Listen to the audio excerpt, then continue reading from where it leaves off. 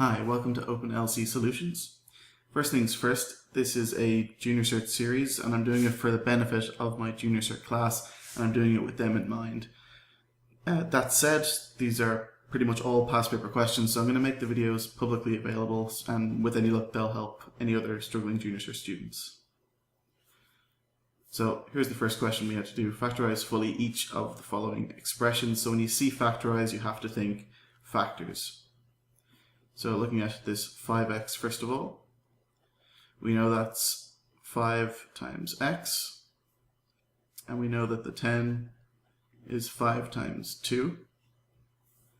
So what are the common factors? Well, they both have this common factor of 5, and that's it. There's nothing more to factorize there. So we can take the 5 out as a common factor, and what's left when we've taken that out? Well, there's an x left over from the 5x, and there's a 2 left over from the 10.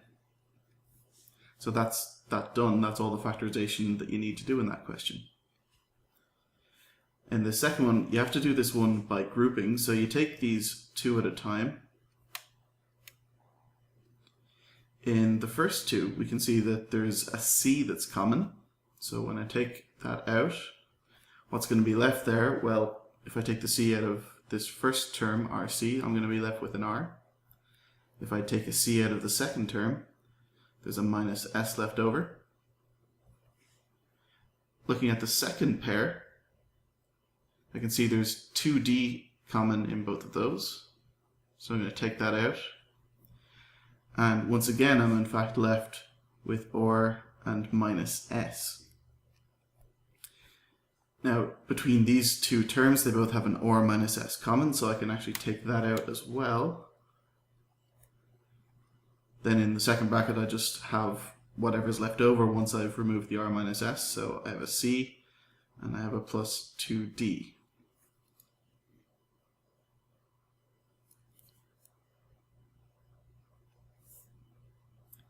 Part 3 gives us x squared minus 16.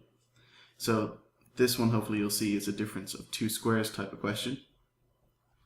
So first of all, we have to make it a square minus a square. So the first one, x squared, is already in that form. 16 is not currently squared, so we have to change it so that it is 4 squared. Notice that 4 squared, of course, is 16.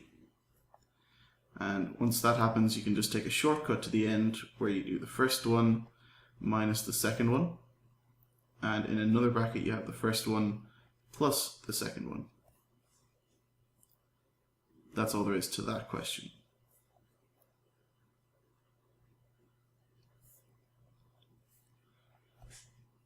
In part B, part 1, we're asked to factorize x squared minus 5x plus 6.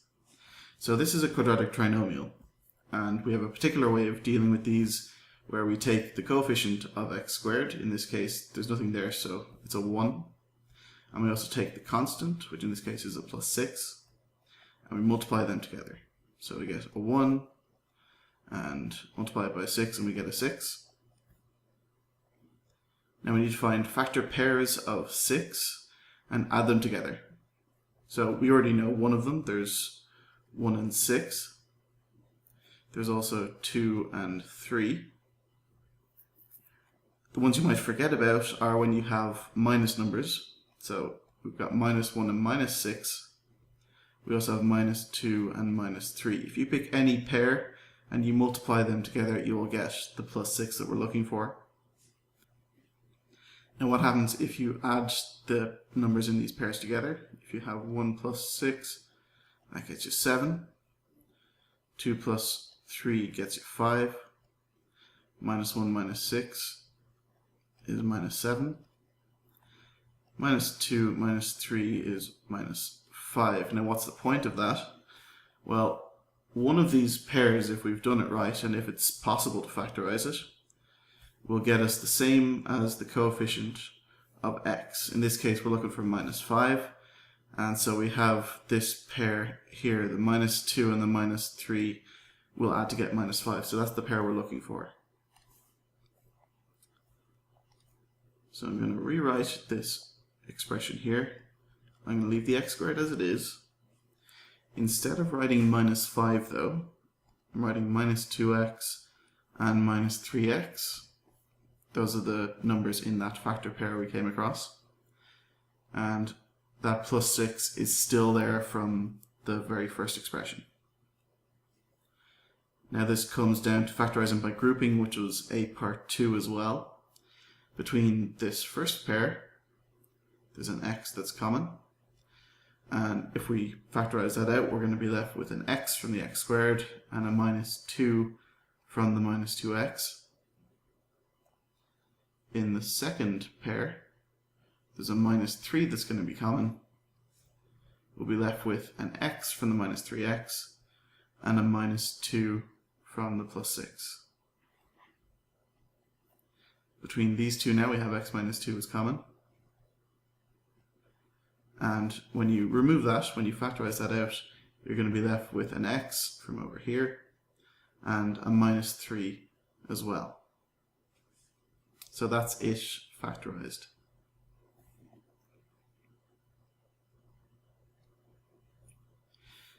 Part 2 asks us to use our answer from part 1 or otherwise to solve this equation. I'm going to use the answer from part 1.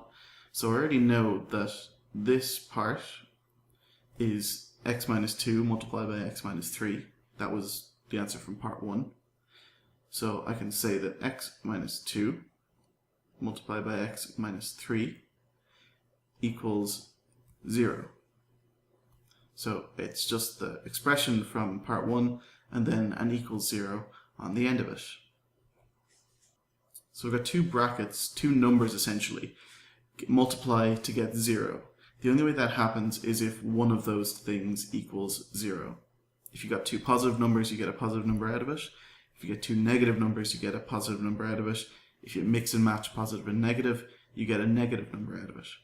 The only way when you multiply two things that you get a 0 is if one or both of them are 0. So what if one of them is 0? What if the first one, x minus 2, is 0? Well, in that case, x has to be 2. That's the only possibility. What if we say that the second one is 0? So we say x minus 3 equals 0. In that case, x has to be 3. So what it means is if you take this equation here, x squared minus 5x plus 6 equals 0, and you say that x is 2, or you substitute x is 2 into the equation, you should end up with a 0. And that's what part 3 asks us to do, to verify one of our answers. So let's say we take x equals 2 as one of our answers. Then we have x squared minus 5x plus 6 equals what? Well, x squared is going to be 2 squared. Minus 5x is going to be minus 5 times 2. And then we've got a plus 6 on the end.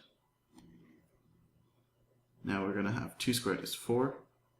Minus 5 times 2 is minus 10. And we have a plus 6 on the end. So you can figure that out, or you can use a calculator. And the answer is going to be 0. So that means that it is an equation because we end up with the equals 0 that the equation promised in the first place. And you can try this with x equals 3 as well, and with any luck you will also get 0 as your answer.